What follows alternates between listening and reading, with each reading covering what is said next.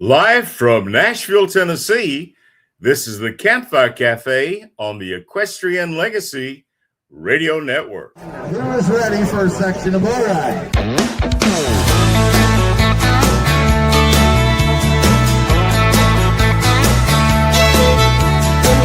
You ask him about her, he'll probably make some kind of joke, or he might not say a word with a lump down in his throat. And he's rodeoing again,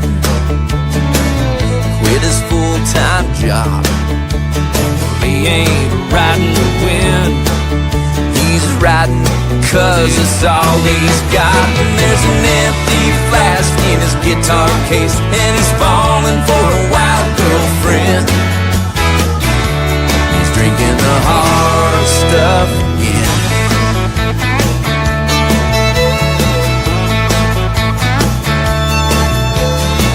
11 years of living clean, crashing to an end.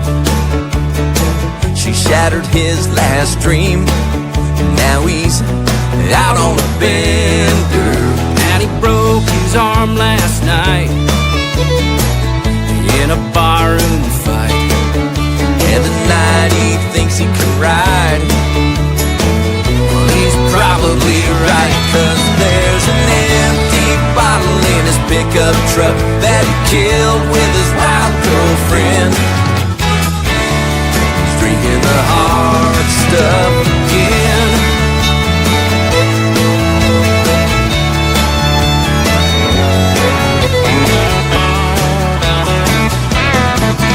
And I saw her up in the stands with a new lover holding her hand, and she laughed when they opened the gate, and he bucked off right at 8.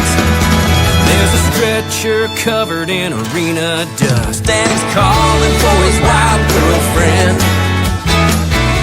to bring him the hard stuff. Tonight he's back on the hard stuff. He's drinking the hard stuff again.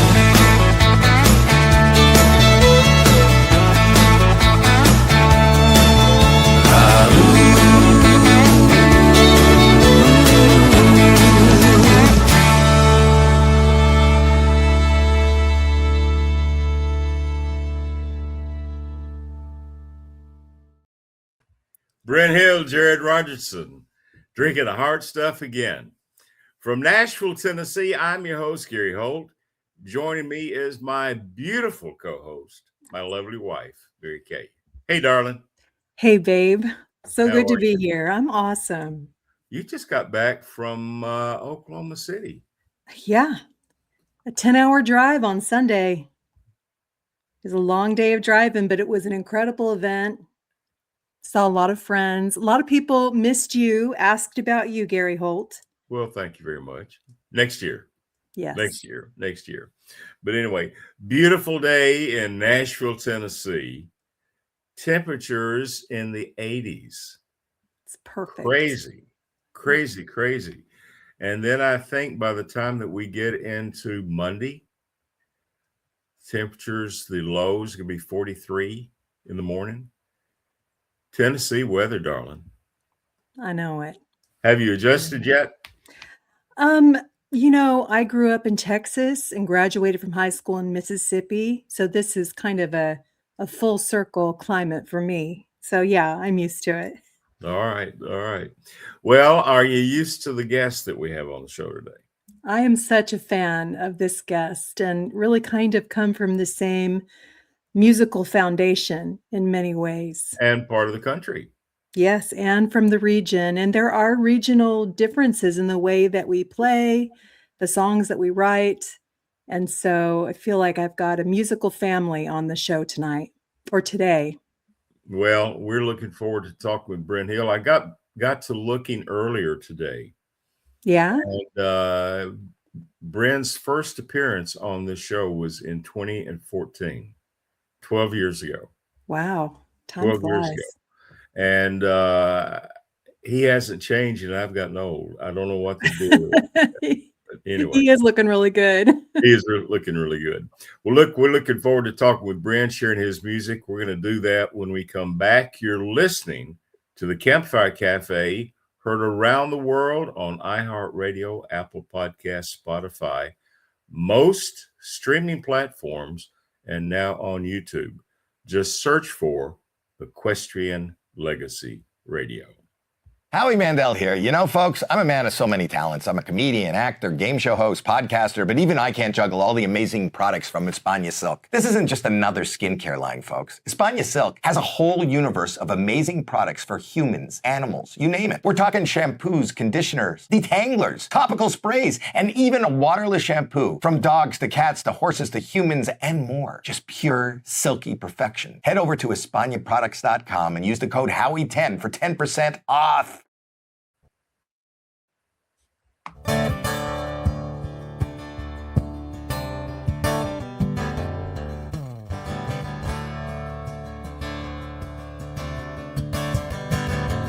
In a one-ton Ford, in a cloud of dust, I down a gravel road, headed straight for us. We're by the home corral, in the morning sun. We'll all be in love before the day is done. Stepping down that rail in her tight blue jeans, a silver custom-built hat, and her well-worn jinx. She throws a gate out wide on a feather light and brings her own horse down and pulls the cinch up tight. She can rope and ride a little better than me. She sure is a sight for a cowboy to see. And she don't come down until the hard work's through. But take it from me, don't ask to see the buckaroo tattoo.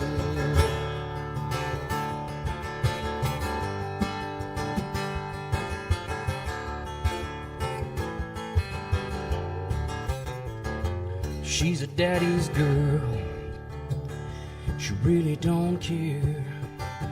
He's an oil tycoon, a multi-billionaire, 'cause she'll be right on time when it's time to brand, when it's time to prove that a girl can make a good hand. She'd never give her heart to some rodeo rambler or the college boys that keep trying to change her, 'cause she's in love with her horse and her cow dog too. And take it from me, don't ask to see the buckaroo tattoo. I really don't know where, but it's gotta be there, around the back of something, around the side of something else somewhere. Some say it's a rumor, but I'm betting it's true. And take it from me, don't ask to see the buckaroo tattoo. You didn't hear it from me, don't ask to see the buckaroo tattoo.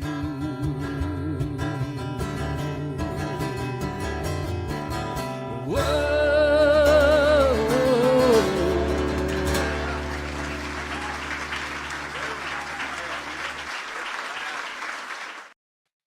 Our first guest, Mr. Brenn Hill. Hey, Brenn.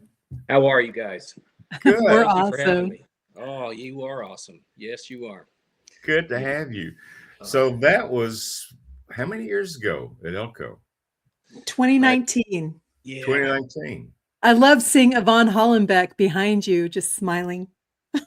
You know, I'll tell you that I was watching that. It was a little hard to see because Rodney Nelson, we lost him, and he was a friend and he was a hero of mine. He was a little larger than life to me always.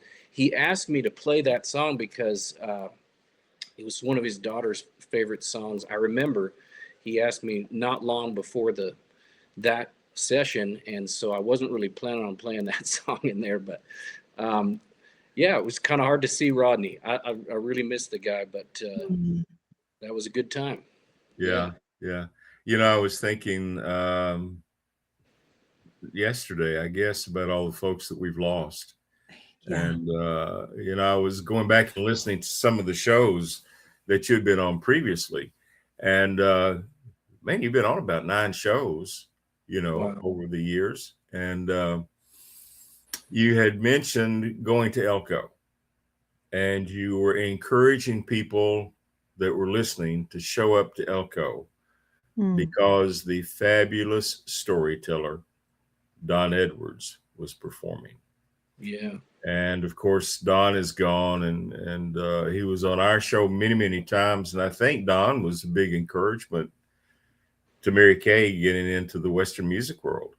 Definitely. So Yeah. his influence was just unbelievable, and it's still unbelievable today. You know, I think it's interesting because in a way, you know, I probably you feel the same, Mary Kay, but I think we've been riding the coattails of some real pioneers. And you know, I look at Don Edwards. Don, he grinded it out many years. You know, you think about all the times that he was bouncing around Texas, and playing in the White Elephant Saloon down there and the stockyards. You know, Yeah. and Elko, you know, sort of. I don't want to say that Elko gave him the wings of his career, but it was part of that.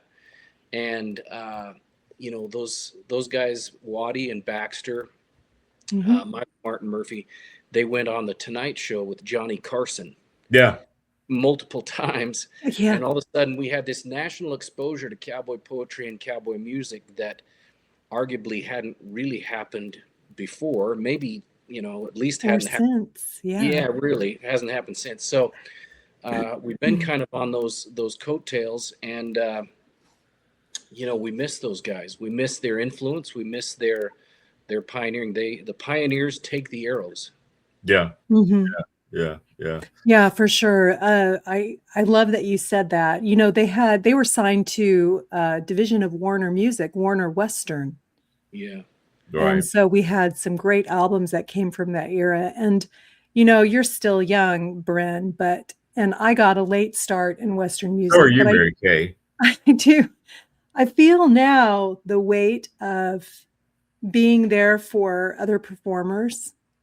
And Yeah. I don't know if you feel the same way. I know you've collaborated with a lot of artists, but you know, we do have those greats to look to.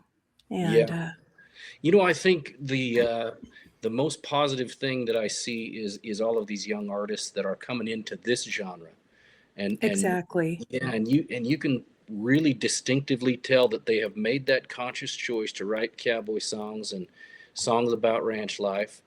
And you know, I look at this event that's coming up, the Dusty Vaquero Days. I know Dusty Vaquero, and I see these folks. There is a new generation of cowboy and cowgirl singer songwriters that are really talented, and I have to think that, you know, Don and Ian Tyson specifically are smiling down, Yeah, For you know, sure. on that yeah, as a life accomplishment of theirs, because Yeah. Mary Kay and I, and you know, Andy Hedges, Trinity Seeley, I think we're part of that. We're part of that legacy. You know, we're links in that chain.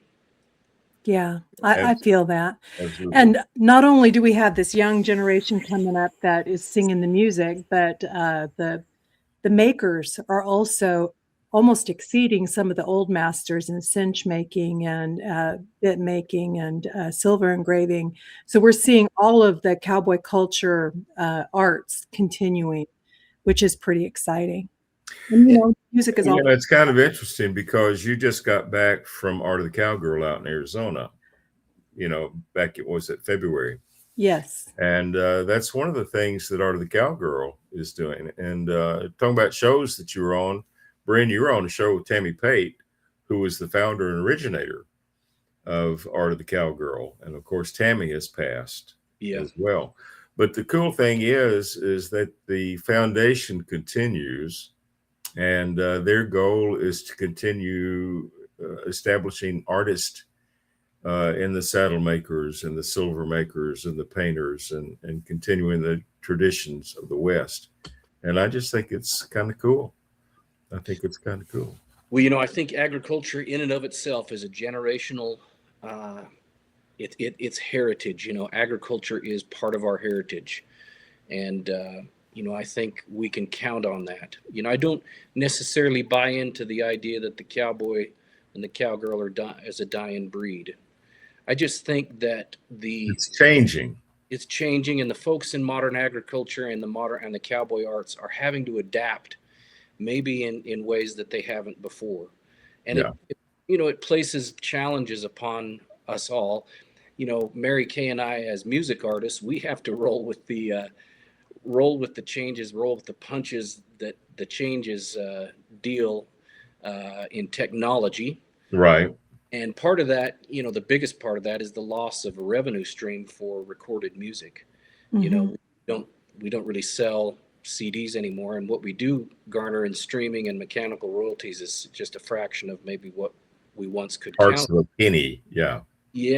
But then I have folks here in my hometown of Hooper, Utah, who are farming and ranching that may be taking places over from their parents that aren't as big as they once were. The land has sold off a little bit, or it's been divided up in the families. And so these are folks that are, my age, a little bit younger, a little bit older, that have kids, that are raising families, and they work full-time jobs as well as keep a farm and a ranch alive. And folks are spread thin in ways that I don't even think their parents could predict that, there would be such a strain upon this generation to keep agriculture alive. And yet they're doing it, they're thriving. Yeah. One of the things, and I just listened to the news this morning and heard this. You spent about a year or so in Nashville yourself. Yeah. So a little familiar with the surrounding area. Mount Juliet, Tennessee, which is just east of Nashville. What is it, Mary Kate? 19 miles, 14 miles, something like that, east of Nashville. Mm-hmm. The whole area around Nashville, Tennessee has just boomed. One of the fastest growing states in the country is Tennessee. And the middle Tennessee part of the country is growing tremendously. But I was listening to the news this morning, and they were talking about Mount Juliet, which is just like 9 miles from where we are. Has put in place, or is putting into place, limits and restrictions on the amount of land that can be sold for subdivisions. They are trying to preserve the agricultural areas, at least in that county and in that city, so that it doesn't all go to subdivisions, because they're springing up everywhere. Yeah. It's crazy the way that growth is going, and farms are being divided and sold off. And I'm sure it's the same problem that you've got out there. We were talking just a little bit before the show about some things that were going on. I think with the BLM, when you were on a show, we discussed it. But land is still being acquired out west. The government is taking Texas land from Texas ranchers, putting up a wall that is not needed in the Big Bend area, and putting the Texas land on the Mexican side of the border right now. Yeah. And I think the only thing that I feel like I can functionally do is keep singing about agriculture, keep doing everything I can do to get people talking and thinking about it. Because, we just think that food comes from the store. It does not. These are people that get up every day and they don't get a day off. There's no vacation in agriculture. There's no Sundays off. You take time to go to church with your family, but, you might have cows out on the road when you get home. Yeah. And so cows got to be milked, Well, for a dairy, yeah. Horses and cows got to be fed. Things continue on. And we're definitely at a place where we've really got to think about, hey, what kind of a situation we're going to be in if we run out of land to grow food. I just went through, Kansas and Oklahoma. There's a lot of open country out there. So, but, here in the West, especially with so many different interests in the Mountain West, you talk about Tennessee. Who wouldn't want to live in Tennessee or the Mountain West? Such beautiful places. But yeah, there's things we got to start thinking about. Mhm, Well, it for is, sure. and I'm not going to harp on your senator from Utah, but you know who I'm talking about. I do, yeah. And he's had legislation that he's proposed to be selling off our Western lands for development. Yeah. And of course that's failed, but he's that's still there on the table.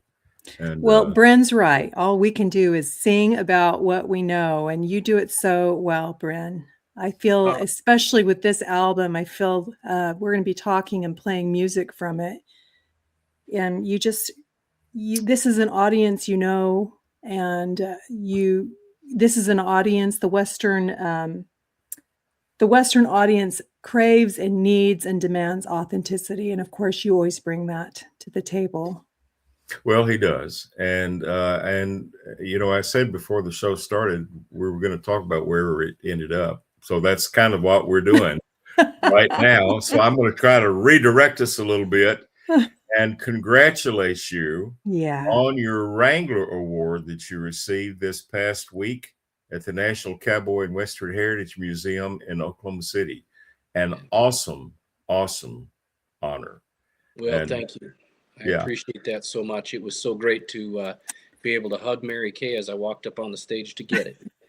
Well, I'm going to play a clip from that. Yeah. And your last comments, I want people to pay attention to. And we're going to come back and talk more with Brenn Hill and play more of his music today on the Campfire Cafe. We'll be right back. Awards, please welcome Wrangler Award-winning artist Mary Kaye and stage artist and entertainer Dan Miller. We begin our awards tonight with the Outstanding Traditional Music Album, sponsored by American Hat.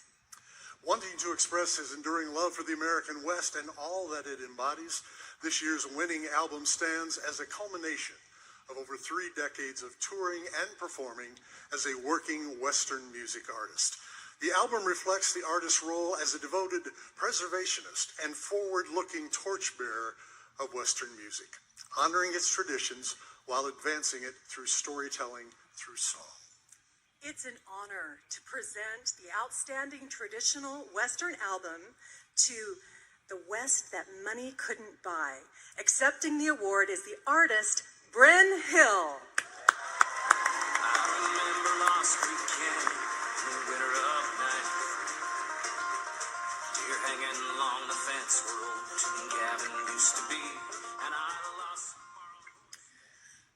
I'm so honored, so humbled to be here I would not be standing here if it wasn't for my beautiful wife, Selena, and our 3 beautiful children who give me strength and purpose daily. Finally, I thank our Western ag producers for their sacrifice in putting food on our tables.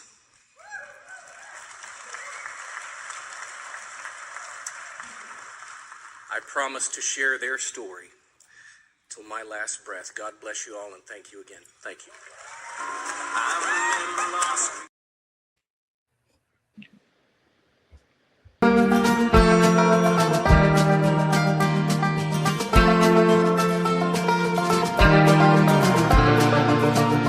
I remember Lost Creek Canyon in the winter of '93. Deer hanging along the fence where old Toon Cabin used to be. And I lost some borrowed horses in the middle of the night. And I rode that frozen highway till I found them at first light. I remember Croydon, Utah, and the Pences riding high. Mountain lions jumping barbed wire fences in the West that money couldn't buy.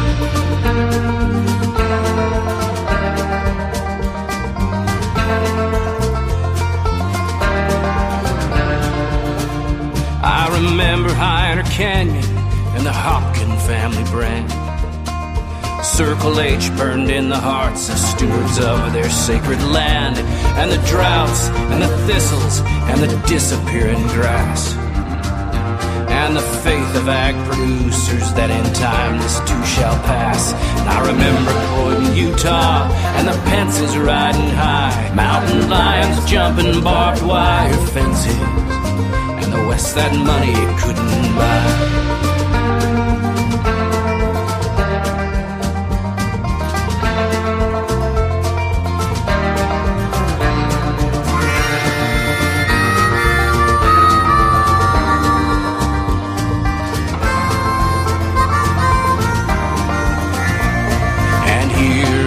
Grand indoor arena with the steel pole fences straight and true, and your hybrid like cattle.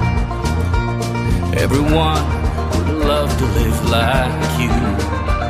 But I remember Croydon, Utah, and the hard times it has known, and the hard men and good women, and their children long since grown, and their kindness and their courage and the hunger in their eyes, and their love and dedication to the West that money couldn't buy.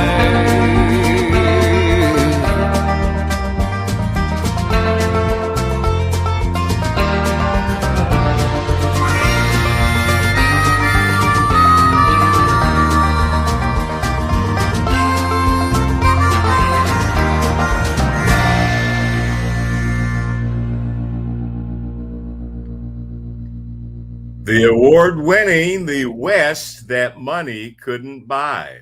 Unbelievable song. Really good song. Congratulations, Brenn. Well, thank you so much. Yeah, it's such an honor, and still trying to wrap my mind around it. You know, the Wrangler Awards, Western Heritage Awards mean so much to our way of life, and I'm overwhelmed. Really am. Well, Yeah. it's a great honor. It is a cool event, and as you were there, and by the way, I've got to tell people, I was trying to record that sting, and their system kept freezing up, so that was a little bit of the problem. That was a shortened version of Brenn's speech. Yes. Yeah. So some of it just didn't make it, but I'm so glad you got it. I love those last words that you said too. Yeah. But what I was going to say was that there's so many people that actually get what's going on in the West. They love the lifestyle. They love what it means and the people that are part of it. And so the whole event is just a phenomenal event for folks to attend. It is. And, you know, and the dichotomy of that for me is receiving, you know, an award, any level of honor, when really I'm just trying to do my job. And, you know, the people that I know and that inspire me the most are the folks that are, you know, getting to be fourth, fifth, sixth generations of ag families here in the West. They don't get enough award. They don't get enough recognition. We're not hearing about them enough, and their struggle is probably more so now than it ever has been before. You know, I don't want to say that you know, their generations before them, they've struggled. They really struggled. Right. You know, they didn't have the working capital, the capital resources that this generation does, but they also didn't have so many things conspiring against them. You talk about, you know, forces in the politics, both right, both left, working against people who are, you know, conservation, land stewardship. You know, there's so many issues that they're facing, along with trying to keep these places going. And so, you know, to some degree, I am just trying to tell their story and bring some light and attention to what they're going through, and maybe just make people think a little bit more about how great it is that we can go. I got to go 30 minutes from my house here to a grocery store, and the shelves are always full. Yeah. They're always full. Yeah. Mary Kaye gets to go 5 minutes to a grocery store now. Yeah. Now that we live here, yeah. And she has a choice of multiple grocery stores. Yeah, it is Bill's pretty not always remarkable full, there. by the way. I've taken some photographs when we've had some shelves that were pretty empty at the Publix. You know, it's kind of crazy. But you know, when you were saying the challenges that they're facing today, every generation has had their challenges to face. Absolutely. Yeah. You know, and we don't have to worry about battles with Native Americans today. You know. Yeah. And some of the situations that have gone through these different generations, been different times. One of the cool things about it all is that America stands up and meets the challenges, and they've done that generation after generation after generation. Yeah, and I again, I particularly with the folks that are in agriculture, you know, with the folks that are you know, responsible for our well-being, really first and foremost as providers of food products. You know, that just seems to be a very hardy, steadfast bunch that rolls with a lot of punches, and you know, seems to be as convicted as ever to Yeah. keep it. So you know, the award, receiving that award, the other side of that is it is a lot of hard work. It's you know, a lot of time away from home, a lot of time away from family, a lot of uncertainty. You know, if you're in this business and making a living from it, you learn to deal with a little bit of starvation. You learn some pretty hardy resource management tools. You know, I'm a decent mechanic. I can fix a lot of stuff. Sometimes I've had to fix things on the side of the road. You know, Yeah. I've changed alternators and water pumps on the side of the road, and how many flat tires and things like that, and wheel bearings and all that kind of stuff. So you learn these things, you know, just out of survival. And so you get an award. It's more than just this record. It's more than that song. It's all of the years that you have into it, the relationships you've made, and certainly the conviction to move it forward. Yeah. So I've got to ask, had you been to the museum before? I never had. No, I've never been there before. Kind of impressive. Again, pretty overwhelming. Yeah, pretty overwhelming. Pretty impressive. Amazing. Yeah. If you haven't been there, for your listeners, put it on your bucket list. It is worth seeing. If you love Western heritage, that is a place worth seeing. Yeah. And the cool thing is, you meet so many people. Well, when you come to the Western Heritage Awards, you meet a lot of people. I don't know that you do necessarily going to the museum, but go to the museum. You can see a lot of the memorabilia and history of the West. And if you're like me, who love to watch the old Western movies, you'll see a lot of memorabilia from those old Westerns that are there. And that's always a fun thing to see as well. So, you know, I think one thing about the awards too, you talk about Western movies, not to cut you off, but I realized, you know, they're still honoring Western performers. Ed Harris was the, you know, I guess somewhat of a Hall of Fame inductee there. Yeah. And you think about the Westerns. He got up and he said, "Hey, I'm not a cowboy, but I always wished I was." Yeah. And let me tell you, in front of a screen, he pulled it off a number of times. You know? Yeah. But, that is so much a part of our culture. You know, the visual aspect, the Western movies, the Western music, the arts, the saddle making, the gear making. There is a very strong artistic connection to agriculture. Yeah, there really is. One of the fellas that is there every year and is a multiple award winner, and I guess he's probably in the Western Heritage Hall of Fame or something, should be if he's not, is Red Steagall. And so you got to visit with Red while you were there.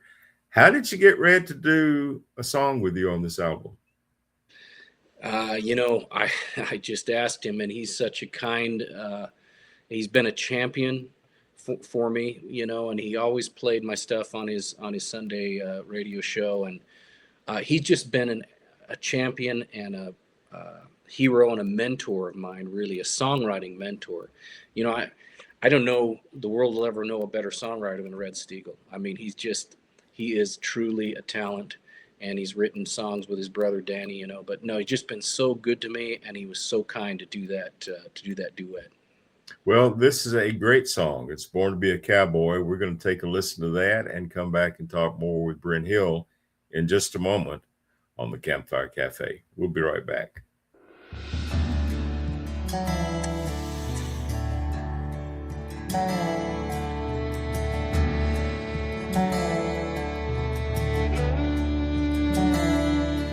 You wake up every morning in a different place and time. I thank God that I can live the way I choose. Though at times the road gets lonely, I can't settle down. You gotta win, son, you can't stand to lose. I was born to be a cowboy, full of dreams and broken bones. Oh, it ain't an easy life, it's the one you chose. And I was born to be a champion, I can feel it in my soul.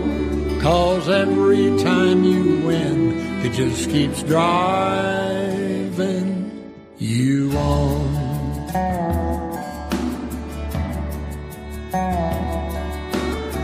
I broke my neck in Frisco, and my arm in San Antonio. You left a part of you in every place you've been.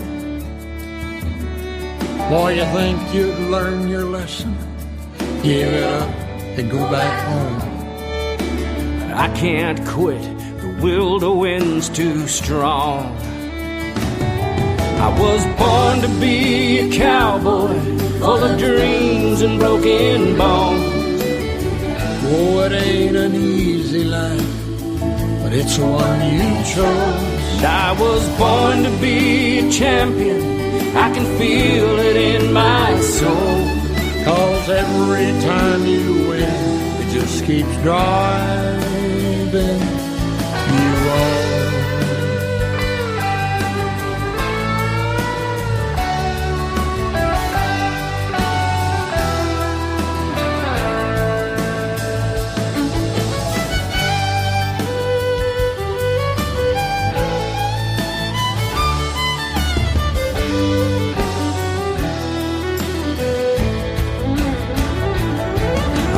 Born to be a cowboy, full of dreams and broken bones. Oh, it ain't an easy life, it's the one you chose. I was born to be a champion, I can feel it in my soul. 'Cause every time you win, it just keeps driving you on.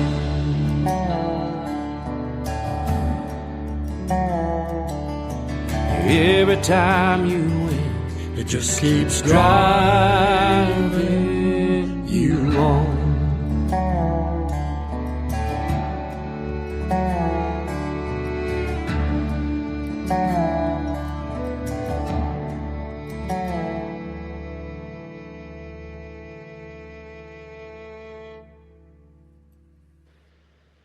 Great song. This is stunning. Brenn, I'm wondering if you could share with our listening audience, where you got your start in music.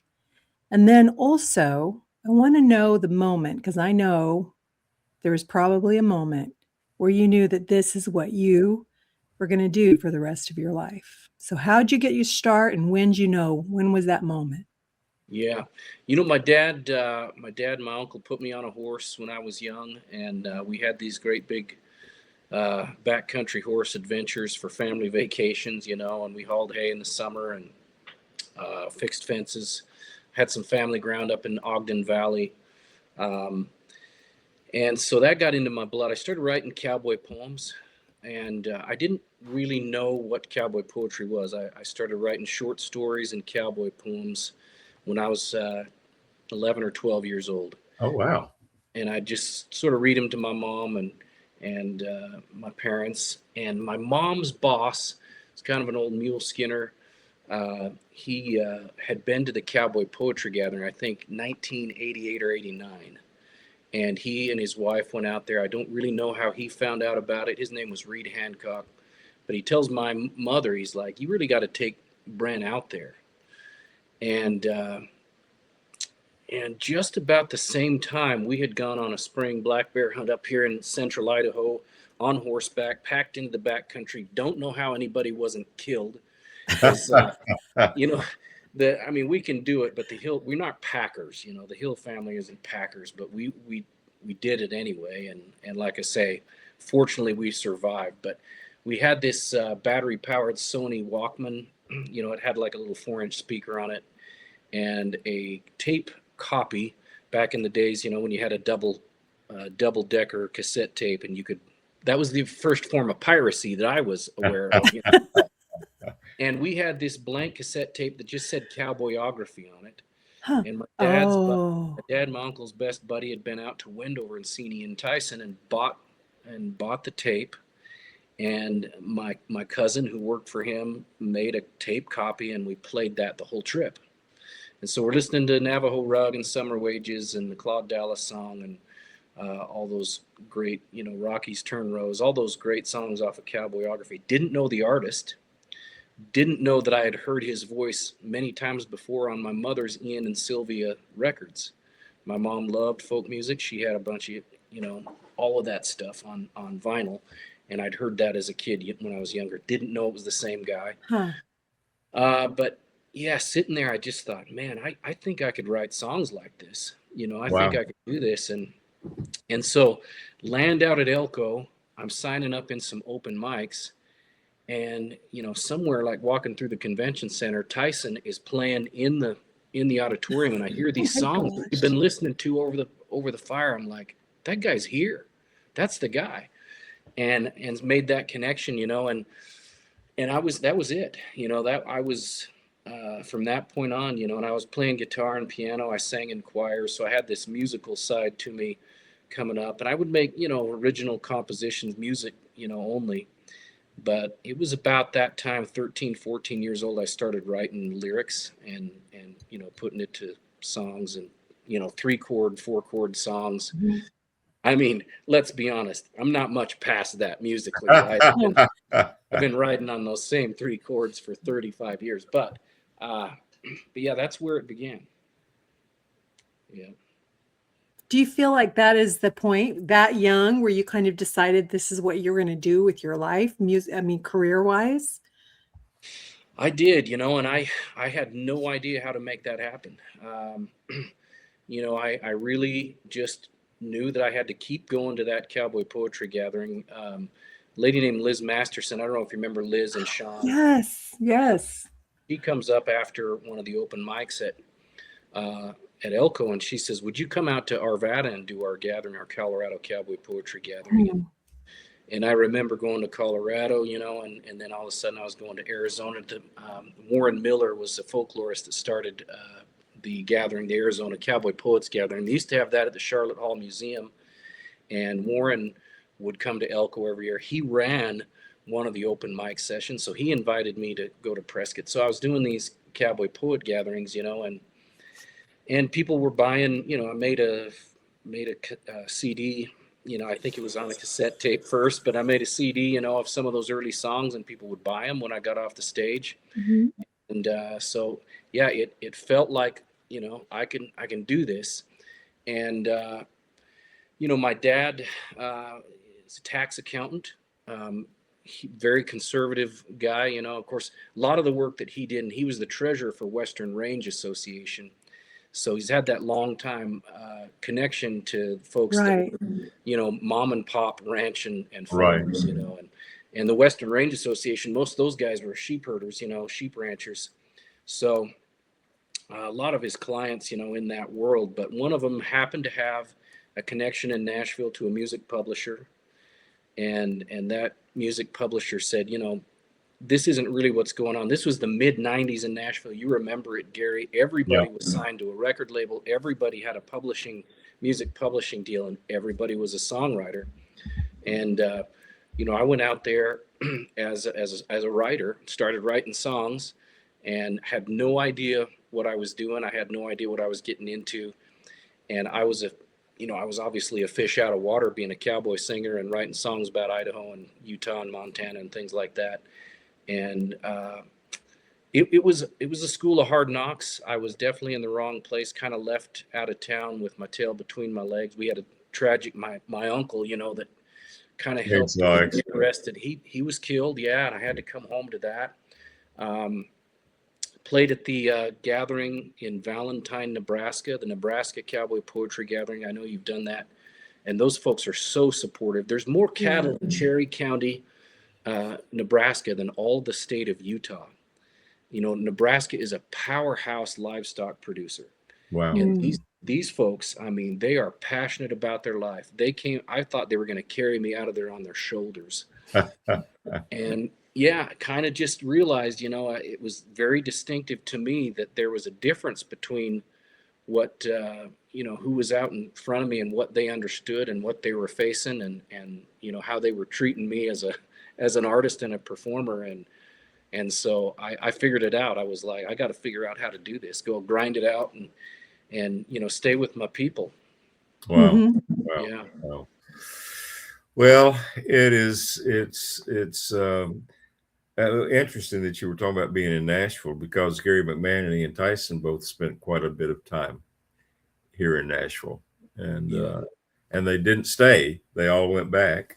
Yeah. But, and Murph, I think about Murph and Tyson being such monumental songwriters. Yeah. Those guys, and they really kind of gave life to this sort of second wave of cowboy culture, with Elko and that. They breathe new life into it. Our genre is pioneered by two of the greatest songwriters that ever lived. That's a great point. In Murph Tyson. Yeah. I think about that a lot. Yeah. It's kind of amazing because Murph very interesting. won another Wrangler this time. Yeah. Talking about the fact it's been 50 years since Wildfire yet. And Murph is now 81 and still sounding good. Oh, yeah. And still doing it. And of course, Ryan has been a good friend for a long time as well. His son, Ryan. Yeah.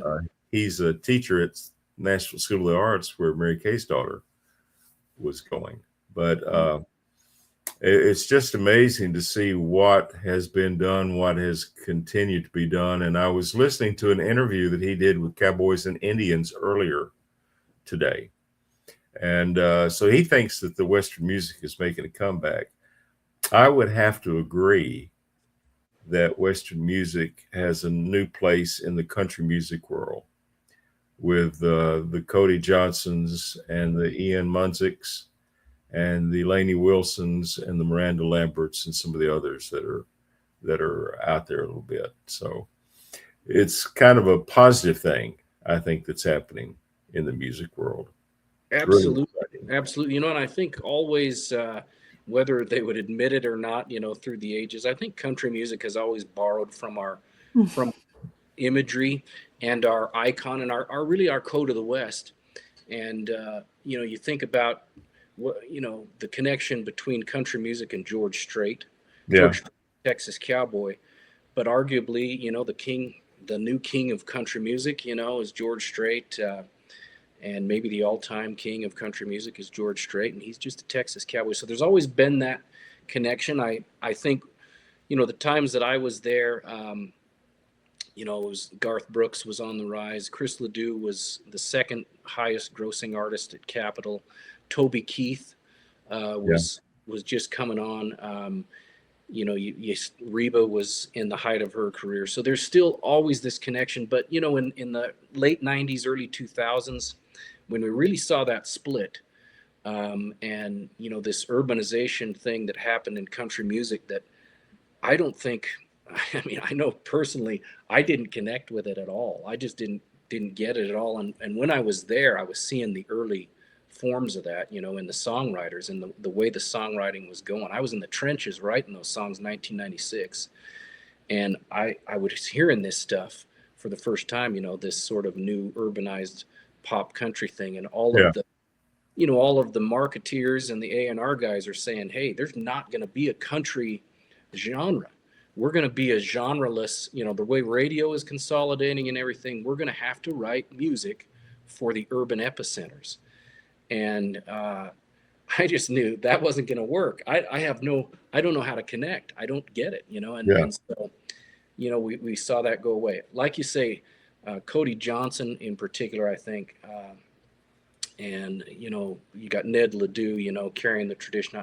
I mean, there is definitely a new voice for cowboy in the West, and the icon of the cowboy that is just undying, that is sort of, bionic, I would say. Yeah. The changes in technology, and it's carrying forward, and thank the good Lord for it. Well, there is another guy that's a pretty good singer, and he's done a great song with Trinity Seeley. Yeah. And we're going to take a listen to that right now. It's called Jim Crane, and come back and talk more with Brenn Hill on the Campfire Cafe. We'll be right back.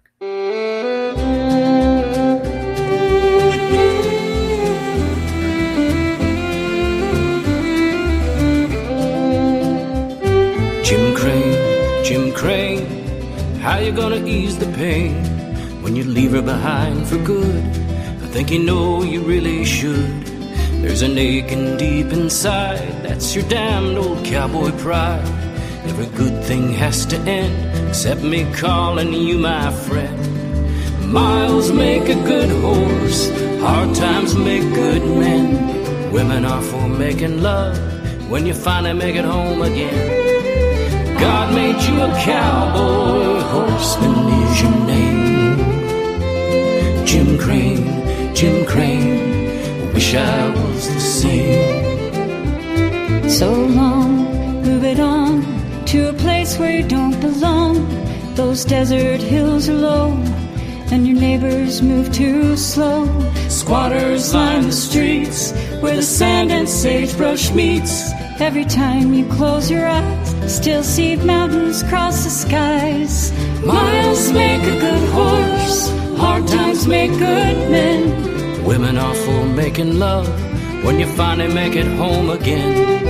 God made you a cowboy, horseman is your name. Jim Crane, wish I was the same.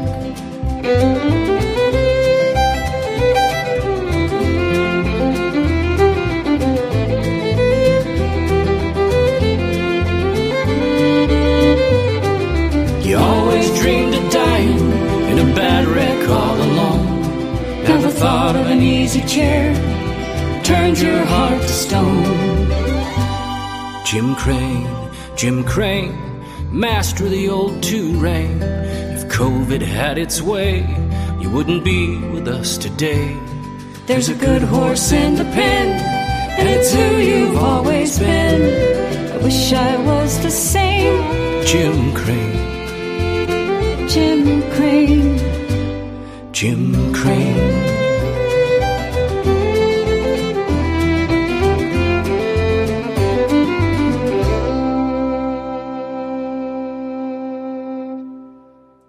I love that. Absolutely great. Absolutely great. Of course, we love Trinity Seeley as well. Oh gosh, yeah, she is. That's a sister from another mother. Mary Kay, do you know Jim Crane? Have you ever met him? I did. Yes. Yeah. Gosh, and he is truly just one of the greatest guys, and was kind of an icon here in Utah. Ran a absentee on a ranch down around Fountain Green, Utah for many years, down in the Central Valley there. And this song, I had a breakfast with him one day down in St. George, and COVID hit him really hard. We about lost Jim. Wow. And, he's kind of having to move south down there to the desert to a little drier climate, and not cowboying as much. And we had a conversation that kind of went the way that song goes. And it was tough on both of us, tough to see these guys kind of have to move on from cowboying their whole life. But that's who Jim Crane is. He's cowboy. Yes, I'm familiar with Jim, the flat brim hat. Yeah. Well, all three of you are Utah guys. And Brenn and Trinity spent time in Utah as well. I will have to say, amongst the three of us, I do notice similar guitar playing styles. Yeah. I know Trinity she's tuned her guitar down a full step. Do you do that as well? I do. Yeah. Okay. That feels like kind of a Utah thing. And I get teased about it, but I don't know why we do that. Yeah. And you're I can great. tell you why I started using those big 13 gauge strings, the Boston Bronx 13 to 56 strings. Get a good And bass pluck. Yeah. yeah. And, I like it because, like you say, it amplifies the bass, but I can't play those strings at regular tension because of the arthritis in my arm. So that's the other reason I have to drop those strings a full step is so that I can, move the strings, bend them, whatever. So yeah, that was really why I started. And then the other thing is I kind of think that running those wire cable strings on those guitars is tough on them, over time. It really pulls the saddle up. Mm-hmm. Yeah, I started doing that a number of years ago, but kind of functional, but also I like the tone of a guitar that's dropped down a step. Yes, I use mixed strings. Yeah. But the reason I tuned mine down is because it gave me greater songwriting range vocally. Oh yeah. Yep. Yeah, but it's funny that the three of us from Utah do that. both you and Trinity have those amazingly beautiful alto voices, and that gives you a lot of range. Yeah, for sure. Yeah, you guys have a lot of range. We were happy to have her on the show about a month ago, I guess. Yeah. And, so much fun sharing her new album on that show. And if I'm not mistaken, didn't you produce her first CD? I did. I produced the CD called Trinity. Yeah. Yep. Yeah.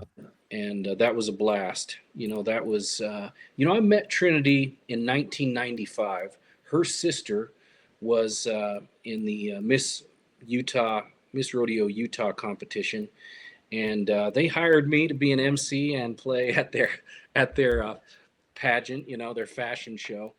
And so I met the Seeley family. So it was Trinity's family growing up. So there's all her sisters. I'm like, these got to be the most beautiful cowgirls I've ever seen in my life. They're all sitting there on the front row.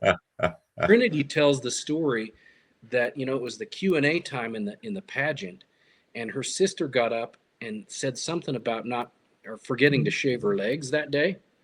And that's kind of what Trinity remembers about that. She remembers that, and then she remembers me singing to him. But at that time, I didn't know that Trinity was musical. I just was enamored by this family, beautiful girls all in one family. And then they kept in touch with me through the years. Trinity sends me a CD out of the blue and says, "Hey, this is me singing a few songs. Maybe I should think about doing this." I listened to it. I thought, what? You think? Like, you've been holding out on us, girl. You got to get after this. Yeah. And she had written a few songs, and we got together. And, fortunately, I had experience in the song doctoring world because I worked with Ian Tyson and Bruce Innes. Okay. And, Bruce Innes, another Alberta, Canada singer-songwriter, he had the band called The Original Cast. They had the first hit on One Tin Soldier back in the 60s. And Ian and Bruce were dear friends their whole lives. And so they kind of came as a package deal for me. They both worked on Trail Through Yesterday. So I had these two really brilliant song editors, song doctors is kind of what I call them. And Tyson was really good at that. And so I kind of learned that sort of song editorial art, how to arrange it, how to get something ready to be recorded. And, I've had the opportunity to work with a few artists that way. It's helped me as a songwriter, because it gives me this sort of 10,000 foot view of a song. Yeah. That's a good way to look at it. Yeah. And I had so much fun with Trinity because she sat down so willing to work. She really wanted her stuff to be really, really great. And she really put in the elbow grease, and we had a blast, making that record. And she just soared from there. I can't wait to see what the future holds in terms of her songs. she's a great writer. Well, Great. she's a great Yes, writer, very. great singer, and always has been fun to have her on and visit with her as well. Yeah. Yeah. This I don't know how we are on time. How's your time? Are you okay? I'm good. I'm good. All Yeah. right, all right. Because I got a couple more songs. I got 2 or 3 more songs I want to get to. I guess I better do that. While we've got people out there listening. I agree. I don't know if I'm going to pronounce this right. Kaleo. How do you pronounce Calio. Galileo, yeah. that? Kaleo. Yeah. I didn't write this song. This song is written by a kid that I would call he's kind of my third son, my adopted son. His name is Dason Ward, and he cowboyed out there. Dason has been stunt riding in all these movies that have been made here in Utah that Costner and Taylor Sheridan have made. And it just so happens that he's a songwriter. He grew up here in Hooper with my oldest kid. He runs around with Quaden. He and Quaden are good buddies. And Dason comes over here and he plays me Calio one night. And, first of all, if you know Calio and you know that piece of range, it's just rough. Yeah, wicked. it's out there. Yeah, it's out there in the middle of nowhere and it's dry. And Dason writes this song and I'm like, brother, I would love to record that song. That doesn't happen that often, but I love that song. Yeah, Well, it's a great song. Let's take a listen to that and come back and talk more with Brenn. You're listening to the Campfire Cafe.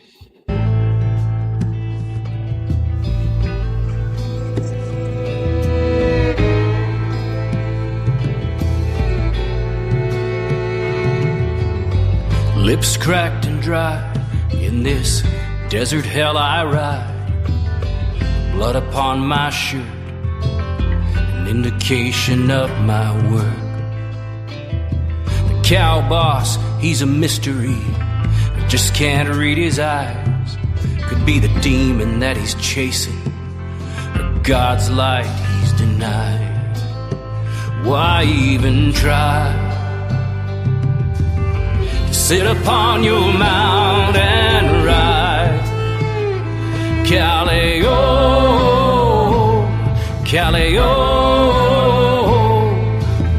the colors of a man will be shown.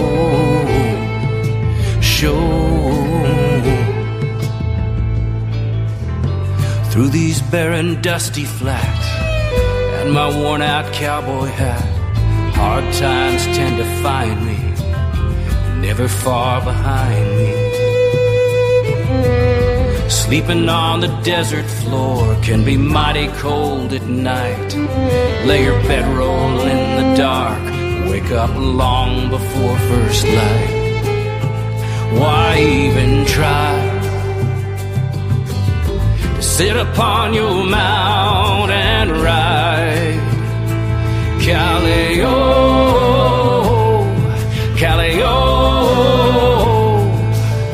the colors of a man will be shown.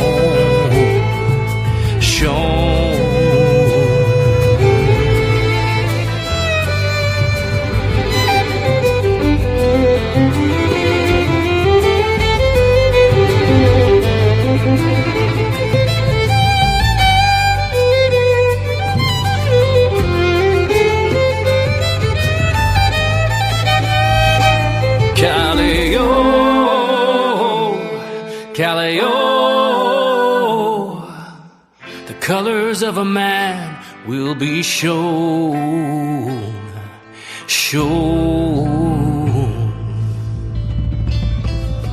Next time you sit down to eat, feed your family some red meat. Think about the sacrifice, the struggles of the cowboy's life. Calio,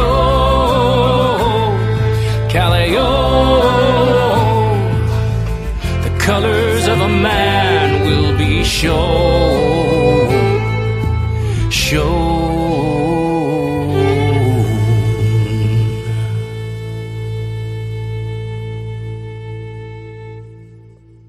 Calio, great song. How old is this young man? Cool. Say again, sir. He's probably 20, I guess in 22 or 3. Wow. Yeah, and he's living out there in Brentwood right now, taking care of some horses, and he's going to do a little more songwriting. He's got one of the stock contractors for these movies, lives out there. I think around Clarksville, Tennessee. Okay. And so, yeah, he's kind of trying to keep a foot in both worlds. But yeah, Dason Ward is his name. Great kid. And, he calls me every now and then. And usually when he calls, he's like, hey, how long between gigs? I was like, I don't know the movie business, man. I'm in the music business. But I can tell you that how long I can go without a gig is not very long. And about the last dollar that you have is sort of when the phone rings and you get another one sometimes in this business, Yeah. So yeah, that's another part of coming of age, I guess, for us Mary Kays. We get to kind of help these young artists survive. Is he in Brentwood, Tennessee? Yeah, he's in Brentwood, Tennessee. Yeah, he lives in Brentwood right now. He just moved back out there. Yeah, he was here for about 4 days, I guess, and he moved back out. Well, Brenn, the next time he calls, tell him what Baxter Black taught me. Yeah. He said, you need to be shooting arrows every day. Yeah. You need to be shooting arrows every day and just putting them out there. And that's really the only way to consistently get the return on the other side with Yeah, booking. exactly. Yeah, exactly. And with life. I mean, it's a great analogy for for life. For life. That's for sure. Yeah. This album has 18 songs on it. Yeah. Yep. How did that happen? I ended up with a bank of stuff. In COVID, I had either the choice of doing honeydews or writing songs. Because I was home. I really had never been home in my married life for that long. And about the first 30 days, Selena was like, hey, it's really neat to have you home.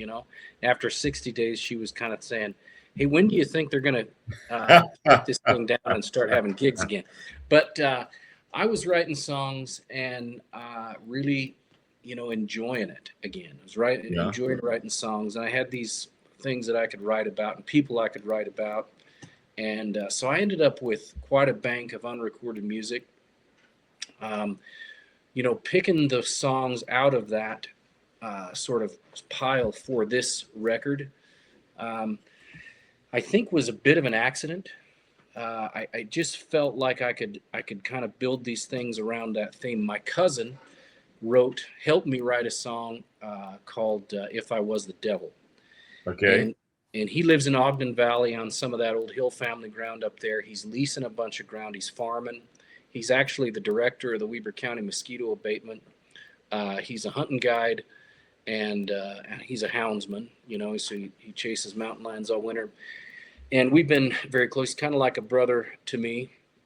And I never imagined he would write a great piece of literature. He wrote that as a poem. He wrote this poem, If I Was the Devil. Wow. Not quite finished. And he sends it to me. He says, hey, I don't know. This sounds like it might be a song. Very strange for me to get that from him, because he just had never really written anything before. And that was a bit of a trigger. I looked, I was diving through some of that stuff, and I thought, man, there's some connective tissue here in these songs. And so that's kind of how that happened. And then, just the support of Aram Metter, who is, Kristen Harris's husband. Right. I knew Aram before he was married to Kristen long ago when he was doing Red Stiegel's TV show. And we really hit it off. We said we're going to make a record one day, kept in touch. And then, he was in a place where his schedule would accommodate, sort of. He's such a busy guy. He's doing so much. He's so talented. Right. But we started, kind of compiling our own thoughts and feelings about some of these songs, and that's kind of where we landed. Oh, that's awesome. That's awesome. Well, we're not going to talk about that. We're going to talk, first of all, it's been 3 years since you've been on the show.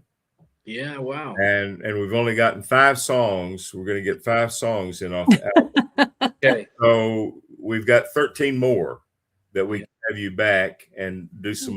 So let's plan on doing that. We should. That's a great idea. Let's plan on doing that. Thank you. How do you put your music out there today? I mean, do you still do some CDs and take them to gigs when you're out, or what's the music going? Yeah, and I call those show mementos. Yeah. So yeah, you charge $20, $15 for a signature and a hug, and $5 for a CD, right? Mm-hmm. You stay there, and I tell these people getting in, you got to know the names of the people who support you. You got to know their kids' names, their horses' names, their dogs' names, Mm-hmm. and remember them, and be a part of it. You got to become a part of their lives. Right. And that's quite a commitment and a lot of effort, but it always, it's really a part I do enjoy. But yeah, those are show mementos. Obviously, we put everything out on the streaming platforms, and the longest relationship that I have in this business is with a guy that was involved with iTunes at the ground floor, so he kind of knows that world, and he lives out there by you guys, and we just kind of collaborate as to how we might get things released. Yeah. And there's a lot of work behind the scenes. Selena and I end up with a long list of to-dos, and we're trying to put things in place, and take advantage of things and try to push algorithms, and you never know if you're on the front end of that or the back end. I seem to be mostly on the back end of it because nobody seems to know how to really win with that. But you just put it out there and you do your best. Obviously, a line of gigs that are coming at me, I think about playing as much as I can off of the new record and just pushing it, pressing it as hard as I can. While in the back of my mind, I'm always thinking, how am I going to come up with something that, at least can be somewhat as valid as this? And, fortunately I am a songwriter, so I can reinvent myself that way, but boy, does it come with effort. Yeah. Wow. I'm with you, Brenn. I understand. When are you coming to Nashville? Say again, sir. When are you coming to Nashville? I've got to get back out there. I'm hoping that the folks there at Pigeon Forge might have me out with Nelson. We've done that a number of times. There's talk of doing that next year. I'd like to come out and I'd make another run at playing the Opry. That's something you have to do while you're in town, and then maybe some other stuff. Maybe I could do a gig with Mary Kaye somewhere. We do a little. I would love that. That would be great. Well, we'd love to. We'd love to see you. We have not actually met. It seems so strange because I just feel like I have met you before, but yeah. Well, it's weird because I remember meeting Carolyn Martin at the Western Music Association. And she's, we've met, haven't we? And I said, no, you've been on the show. She said, how come I feel like I know you? Yeah. She's been on the show so many times, but it'd be cool to actually get to meet you and particularly Selena. Yes, absolutely. Yeah. That would be the best thing. When they forget all about me. That's right. So for folks around the world that are listening today, where are you gonna be playing next? I think I saw that you've got is it Juab? Did I pronounce that right? Yeah, the Juab Cowboy Poetry Gathering in Nephi, Utah, coming up on the 24th and the 25th. Very cool. Very cool event. About the 4th or 5th, maybe 6th year they've done this. Dakota Holdaway is a cowboy poet, lives there in Nephi. He and his dad put this thing together. They just do it right. It's going to be a great event. I'll be back there. I guess the next event publicly will be somewhere around the 8th or 9th of May down at the Bryce Canyon Mule Days, Tropic Mule Days. That's a big deal. Yeah. You and Trinity will be performing with you as well. Yeah, Trinity will be there this year. And I was there with Dave Stamey last year. Me and Dave had a great event. But yeah, and then, just trying to keep the calendar going. I think there's crisscrossing across the great Western United States a number of times there through the summer at this point. So I drive about 60,000 miles a year. Oh, good night. And have done that. In the West, everything is at least 500 miles apart. Yeah. Oh, yeah. I can remember that Mary Kaye living in Escalante was like 5.5 hours from Salt Lake or Las Vegas, either airport. Yes. So I ended up flying into Vegas more often because you get more direct flights that way. Yeah. I think when you tell booking agents where artists like Brenn and Mary Kaye live, they kind of scratch their heads a little bit. And yeah. Uh, Adrian Brandon said most of being a singer is driving. Oh gosh, yeah. I've solved so many of the world's problems. If they would just call me, I've got them all worked out. Website is what? BrennHill.com, BRENN Hill.com. I'm Brenn Hill Music on the socials. Okay. And they can find my music at any of the streaming services. All right.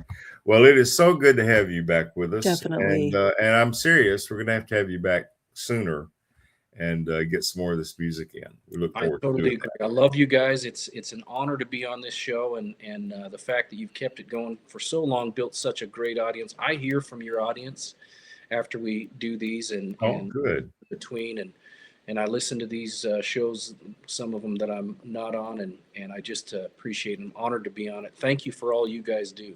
Well, we appreciate you. We're going to close this segment of the show with another video. This is, let me see, this is Rocky Mountain Drifter. And we're going to close it because Selena is in the video. Yeah. And so, folks, by the way, folks, if you're listening on iHeartRadio or Apple or any of the streaming platforms, if you go to YouTube, you can actually see the videos and you can actually see Brenn and Mary Kaye. And that's all a plus. It is very much a plus. Yeah. So Anytime you get to see Mary Kaye is a good day. It is a good day. Oh, y'all are kind. Brenn, thanks so much. We appreciate you, my friend. One of these days you'll have to start looking your age, Mary. Oh, well, that's very kind. We were just thinking that about you. All right. Great conversation. Thank you. Talk to you soon. We'll be back.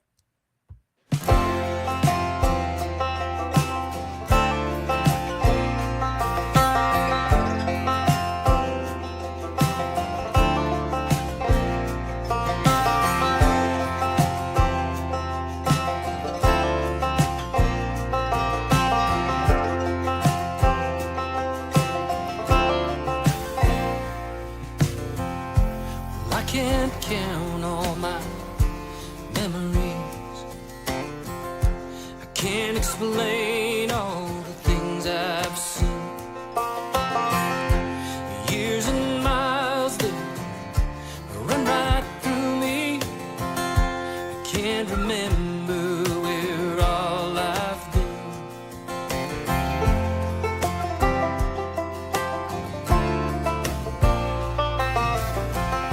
Some might say I'm still young.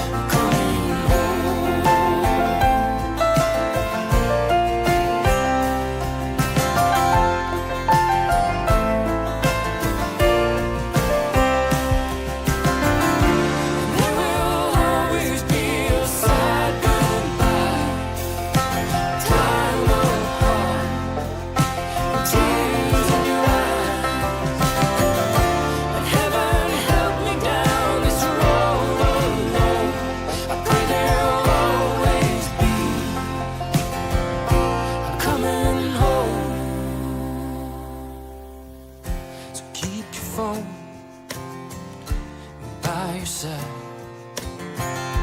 Keep your days and nights full of hope. Put the kids to bed tonight and wait up for me. The Rocky Mountain drifters coming home. I'm coming home. Coming home.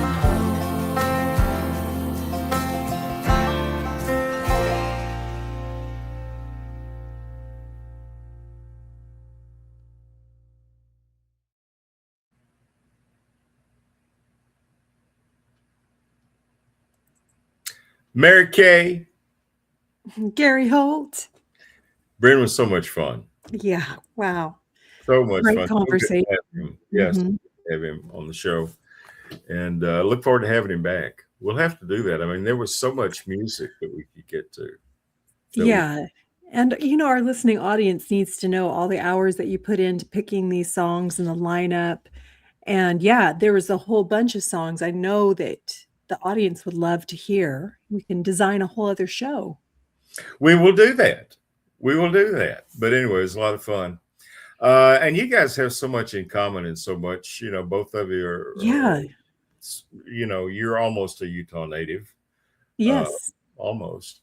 And so it was a lot of fun visiting with Brenn. We want to remind you that you can join us on Tuesdays for Live from Nashville, on Thursdays for the Campfire Cafe, and then on Saturdays for Saddle Up America.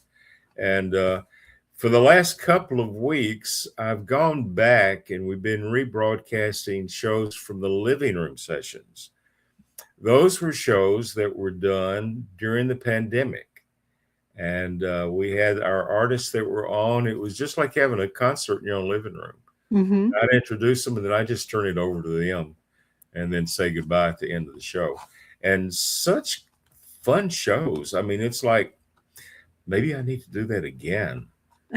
It was so good. I was listening to one that we just did with Junie Fisher, and absolutely a tremendous show. Mike Blakely, I think, was on before that. And I've got one more I think I'm going to do with John Chandler that's going to be coming up.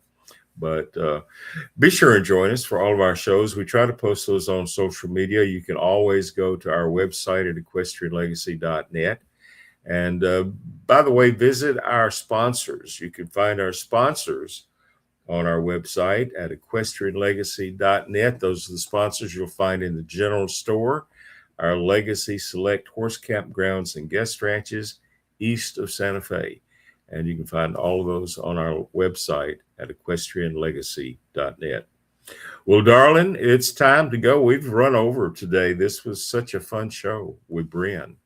And be sure and find us on YouTube, as well as iHeartRadio, Apple Podcasts, Spotify, and most streaming platforms. You can find us by searching for equestrianlegacy.net. By the way, your hat looks so cute. You look so pretty. Thank you. You're welcome. All right, we're going to close this show out with one of your songs. This will be on your new album, Midnight Mustang, but you can find it on your website at marykholt.com.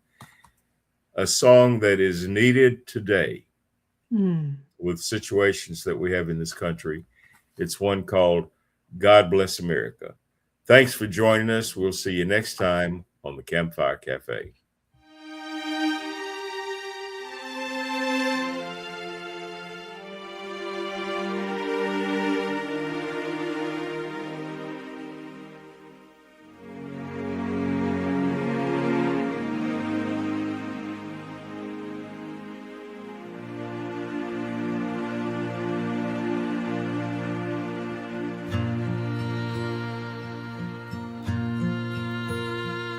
From sea to shining sea, just as far as I can see, God gave this land to you and me, land of liberty. And I pray to God above to protect this land great, and God is good, and God will bless America. God bless America, land that I love.